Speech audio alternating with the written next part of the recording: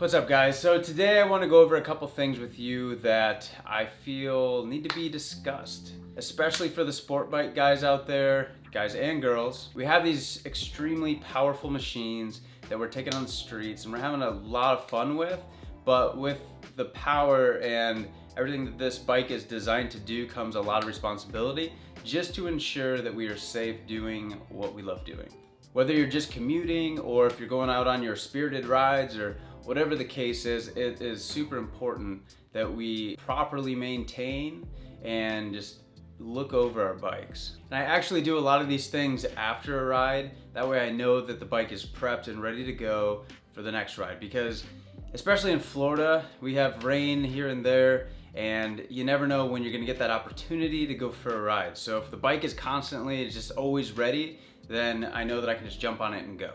One thing that I think that we kind of forget about sometimes, just because of our modern bikes, how reliable they are, and we just expect them to be ready to go at any given point. You can just throw your leg over and go, but that's not always the case, especially if you are one of the riders that do those spirited rides, which I do from time to time. Unlike a car that's got four wheels and a bunch of protection and all this stuff around you, motorcycle is not that at all. We've got two wheels, we've got our front and back brakes, we've got so many open components that just need our attention, just to ensure that everything's working properly, everything is 100% before we hit the streets. Because if one thing fails, that cannot end well for us. I'm gonna try to keep this video short, sweet, and to the point. That way I'm not wasting anybody's time and we can just go ride. The first thing that I do, typically after a ride, that way the bugs don't just get stuck to the bike, is I'll wipe it down. I just use a speed detailer. This is a 303 product, microfiber. Sometimes I'll do like a full wash, but for the most part, I'm just doing a speed detail, going over the entire bike. And the reason why I like doing this is because it makes me touch every single part of the bike. I'm literally scrubbing, not really scrubbing, wiping down more, but it forces me to look at every single part of the bike while I'm wiping it down. That way if there's any cracks or anything like that, anything that needs my attention, I'm gonna see it because I'm literally looking and detailing every part of the bike. And also, people aren't gonna make fun of you for having a dirty bike when you show up to the meet. We have a lot of pride, we put a lot of money into these things, so just make sure that they look 100%. And yes, I do have product links in the description below, so if you guys wanna pick up some of these products, I put links down below for Amazon. They do give me a little bit of a kickback on those, so just full transparency on that. The other thing that I like to pay close attention to is the wheels, especially on the S1000. It's got the carbon fiber wheels, and so if there's any cracks or anything like that, I would like to notice that before I'm on the street. I don't know of any of them that have exploded, but I just want to make sure. The other thing I like to check is the tire pressure.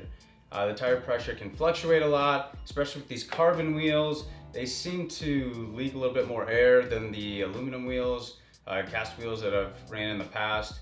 So I like to keep an eye on those. Now this bike actually does have the sensors, so it'll tell me what it is on the dash as I'm riding, which is kind of nice, but I still like to check it before I leave the garage.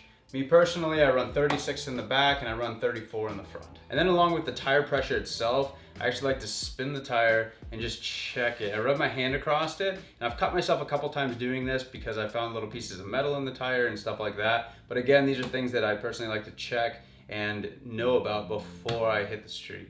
So I'll just run my hand across the tire, make sure that it's not cupping, it's not wearing weird or anything like that, just to make sure that everything is 100%. Again, we've got two wheels. If one goes, you're stuck to one, and these aren't meant to be unicycles.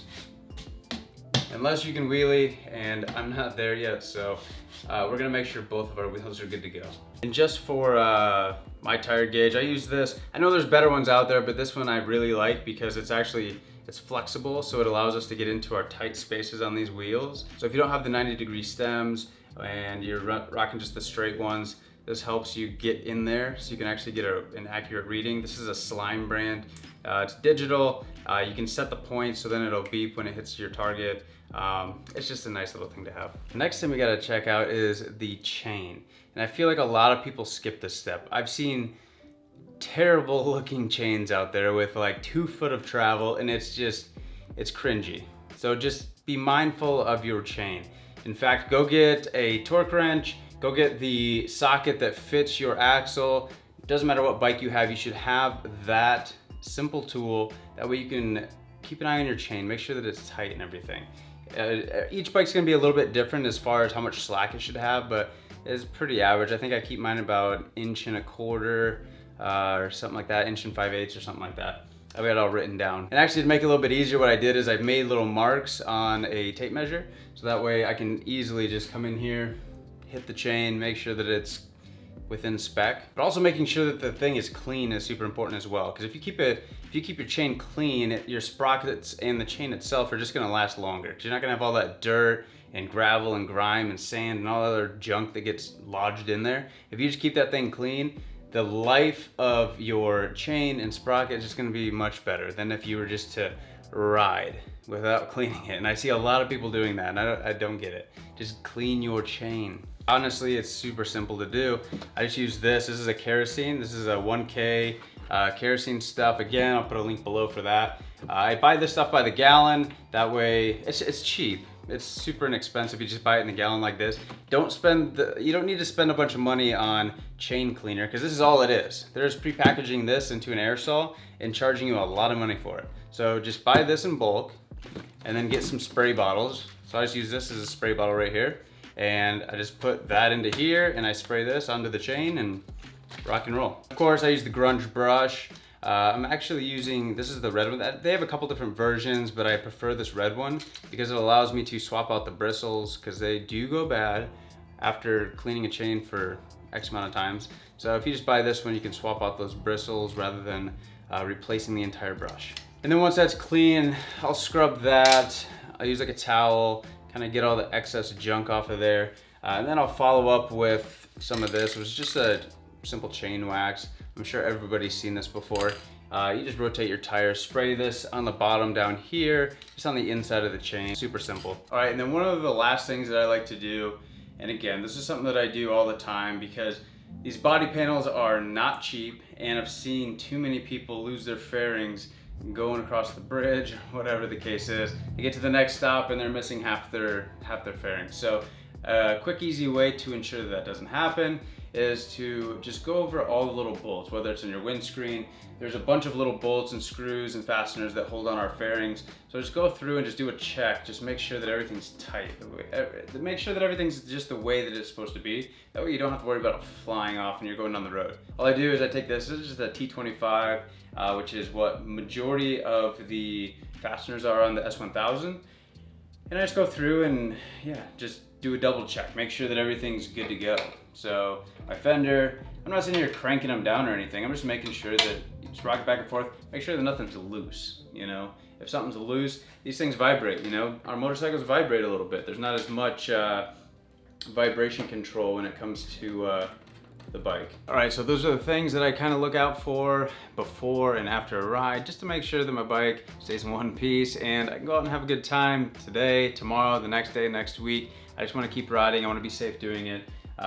We have these beautiful machines and it comes with a big responsibility. So hope you enjoyed, hope you got some value out of that. And again, if you have any other recommendations, please leave them in the comments below so we can talk about those as well. And we'll see you in the next one. Oh yes, and if you are in the Tampa area and you would like to join us for a ride, I've got a link below for Bay Area riders, and that's where we put all of our events, all of our rides, all that stuff for the Tampa Bay area. So if you're in Sarasota, hell, even Orlando, something like that, go follow us, meet up with us. We always have a blast out here, I'm telling you. The Tampa motorcycle scene is like no other. Anyway, I'll see you guys next time.